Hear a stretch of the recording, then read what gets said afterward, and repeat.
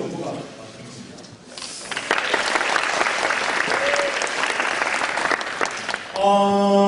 예, 사실은 제가 뭐 이렇게 강연에 되게 특화된 사람이 아니라서 이렇게 말하는 느낌이 이렇게 강연자처럼 이렇게 똑 부러진 어떤 그런 얘기를 좀 못할 수도 있으니까 좀 감안해 주시면 고맙겠습니다. 제가 30살까지 부모님과 함께 살았어요. 함께 살았는데 저는 좀 요리하는 걸 좀 좋아했어요. 기본적으로 좋아해서. 근데 이제 좀 저희 어머니도 워낙 요리를 잘하시니까 좀 색다른 요리 같은 걸 이제 저는 좀 많이 만들어봤죠. 집에서 예를 들면은 뭐 김치찌개에다가 버터를 넣어보기도 했고 그리고 또 뭐 까르보나라에다가 뭐 초고추장을 섞어서 또 만들어보고 했습니다. 어머니께 많이 혼났죠. 많이 욕을 먹고 장난치지 말아라 음식 가지고 그러더라고요. 30살 넘어서 자취를 시작했습니다. 어머니의 제약 없이 마음대로 요리를 했습니다. 김치를 갈아가지고 기름에 볶아보기도 하고 그렇게 잘 봤어요. 아무도 제재하는 게 없으니까. 가끔 가다가 이제 주변 친구한테 이제 먹여주면 이상하다. 다들 좀 이렇게 그런 반응들을 하더라고요. 근데 어느 날 제가 필리핀에 놀러 간 적이 있었어요. 필리핀에 시니강이라는 음식 여러분들 아실지 모르겠지만 시니강이라는 필리핀의 국민 요리가 있습니다. 국물 요리인데 맛이 되게 이상해요. 시큼하면서도 약간 좀 되게 약간 좀 해물탕? 그런 맛이라서 되게 입맛에 안 맞는데 그걸 이틀 정도 먹고 났는데 너무 맛있는 거예요. 이 나라 사람들이 이게 국민 요리라는 게 왜 그런지 알겠구나라고 생각이 들더라고요. 처음 보는 사람들은 음식이 장난치는 줄 알겠죠. 국물이 시큼해요. 엄청나게 시고 막 레몬 들어가고 무슨 각종 향신료에 막 들어가거든요. 사실 그렇더라고요. 제가 자취를 시작하면서 많은 요리들을 막 만들어보고 하는 것들을 이제 SNS에 올리고 이렇게 하면서 맨 처음 이제 올리브 TV에서 연락을 하더라고요. 와서 한번 요리 해볼래? 근데 제가 깜짝 놀랐죠. 왜 나를 부르지? 네 요리는 뭔가 좀 이상하다. 이상해서 네 마음대로 한번 요리해봐라 와서. 그래서 처음에 제가 이제 올리브 TV에 나가서 만만한 레시피라는 코너를 단독으로 진행했습니다. 되게 힘들었어요. 그래서 혼자서 이게 한 9분에서 10분 정도 되는 프로그램이었는데 혼자서 이렇게 카메라 앞에서 이렇게 막 얘기를 하는 게 너무 쉽지가 않더라고요. 재밌게도 해야 되고. 아무튼 근데 저는 할 줄 아는 게 그 당시에 제가 하는 아무런 기초 지식도 없는 그런 요리를 했었으니까 라면에다가 골뱅이를 넣었어요.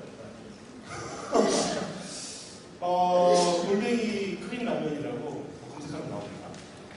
그 당시에 골뱅이 크림 라면을 했는데 많은 분들이 좋아하시더라고요. 피디님도 좋아하시고 너무 색다르다.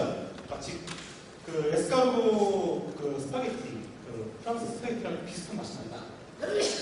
사실 저는 한 번도 먹어본 적이 없습니다. 달팽이인데 그래? 그럼 다른 것도 한번 해보지 뭐. 이거 좋아한다는 걸 해볼게. 내가 하는 스타일대로. 사람들이 그러더라고요. 참신하다. 신선하다. 이상하더라고요. 냉장고를 부탁해 나와서 수많은 요리들을 하는데 사실은 되게 이상한 요리들을 많이 하거든요. 이상한 요리를 정말 많이 하는데 그 중에서 사람들이 기억하는 요리들은 되게 참신하다, 신선하다 이것만 기억하시는 거예요. 그런 생각이 들더라고요. 나는 사실은 되게 이상한 걸 많이 했는데 그 가운데에서 어떤 참신함을 보는구나. 좀 이상하지 않습니까? 제가 처음 웹툰을 썼을 때도 그랬어요. 한 10년 전인데 그 당시에 제가 이제 페인의 세계라는 웹툰을 이제 썼습니다. 잘 모르시는 분들이 계시겠지만 당시에 뭐 아헤헤 뭐 이런 말을 가지고 만화에 썼어요. 사람들이 이게 무슨 말이냐, 이상하다. 솔직히 통신 용어에다가 통신어체고 인터넷 문화를 하는 사람들만 이해하는 어떤 그런 만화인데 사실은 뭐 만화가 될 생각도 없었고 그냥 재밌어서 그냥 했어요. 근데 다음날인가 인터뷰 요청이 오더라고요. 대체 뭐냐 그 만화가. 그게 웹툰 시작이 시초가 됐습니다. 웹툰이라는 것 자체가 그렇게 시작을 했어요. 그 당시에 웹툰했던 사람들 만화가 출판 만화와 완전히 달랐어요. 칸을 치지 않는 만화. 그냥 자기가 그리고 싶은데 솔직히 칸을 치고 하려면 연출에 대한 그 기본 지식이 있어야 되거든요. 근데 없는데 그냥 만화를 그리고 싶다 해서 그렸던 그 만화가가 지금 강풀이 됐어요. 강풀 만화가 원래 칸이 없는 만화가 유명했거든요. 그리고 나는 그냥 만화에 대해서 잘 모르겠는데 내가 그냥 늘상 하는 그냥 삶에 대해서 한번 그냥 내가 하루에 일기를 한번 만들어 보겠다. 그게 그 당시에 이제 마린 블루스나 지금 조석의 마음의 손 같은 만화가 됐죠. 항상 당대에는 이상한 것들이 되게 많아요. 그 이상한 것들은 항상 되게 다르다. 뭔가 좀 나랑 좀 내가 좀 기존에 알고 있던 것들과 좀 다른데? 좀 틀린데? 이런 생각을 좀 하죠. 근데 그것들이 결국은 사람들이 참신하고 신선하다라고 받아들이더라고요. 사실은 그런 것 같아요. 이상한 행동을 하고 이상한 짓을 하고 뭐 수많은 그런 예술가들 특히 그런 사람들은 당대에는 항상 욕을 먹어요. 당대에는 이 사람은 지금 뭔가 좀 너무 우리의 윤리의식과 벗어난다. 또는 뭔가 그런 욕을 먹고 하는 사람들의 작품들이 세월이 한참 지나면은 항상 그런 얘기를 하죠. 야, 이 당시에 이런 생각을 어떻게 했지? 그러잖아요. 대부분이 세월이 한참 지난 다음에 이 시절에 지금과도 전혀 어떤 그런 괴리감이 없는 그런 작품들이 나오네. 사실 그 당시에 괴리감이 엄청난 작품들이었어요. 대부분 다 그런 것들이. 그런 이상함들 가운데에서 항상 참신함이 나오는데 사실은 그러기 위해서는 어떤 유연성이 필요한 것 같아요. 지금은 전 좀 아쉽게도 그런 이상한 것들이 많이 나오지 못하는 시대라고 생각합니다. 요즘은. 왜냐하면 너무 눈치를 많이 봐요. 애석하게도 어떤 인터넷이나 통신 또는 요즘 SNS나 그런 것들을 통해서 사람들은 눈치를 봅니다. 내가 혹시 이상한 게 좀 사람들한테 거부감을 주지 않을까? 이런 생각을 하게 되는 거거든요. 10년 전만 해도 사실 저는 괜찮았거든요. 좋았어요. 이상한 거를 하더라도 그렇게까지 인터넷이 발달할 때도 아니었고 그렇기 때문에 그냥 그걸 꾸준히 할 수 있는 어떤 그런 에너지가 있었는데 지금은 그런 눈치를 많이 보는 사회가 된 것 같습니다.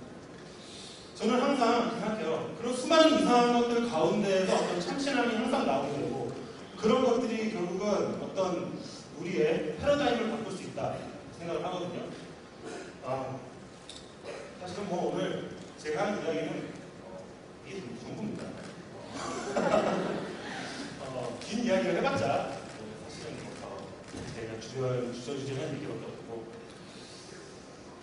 요점은 결국은 이상함 가운데에서 항상 참신함이 나온다.